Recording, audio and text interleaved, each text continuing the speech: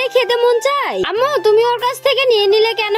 আমি তো ওকে খেতে দিলাম। চুপ কর, জিনিস কিনতে টাকা লাগে না? তুই সবাইকে কেন জিনিস দিয়ে বেড়াস? হ্যাঁ, আজকে থেকে তোকে আর 1 টাকাও দিব না। এই তুই সরে যা। এই দাঁড়া, ওর গায়ে হাত দিবি না। তোর অত দরদ কেন? ও আমার মেয়ের জিনিস নিয়েছিল তাই বলে তুই এমন করবি এই বাচ্চাটার সঙ্গে? শোনা, চলো আমি তোমাকে জিনিস নিয়ে দিতেছি। এই চল, তুইও বাসায় চল। তুমি ওর থেকে জিনিস নিয়েছিলে? না আন্টি, আমি আগে নিইনি, ও আমাকে খেতে দিয়েছিল। যাই হোক, চলো তোমাকে জিনিস নিয়ে দিই। এরপর মিষ্টিকে ওই মেয়েটি দোকানে নিয়ে গিয়ে অনেকগুলো জিনিস নিয়ে দেয়। এরপর মিষ্টিকে সে চলে আসতে বলতেছিল, মিষ্টি তাকে বিদায় জানিয়ে তার বাবার কাছে চলে আসে। বাবা ওঠো, বাড়িতে চলো।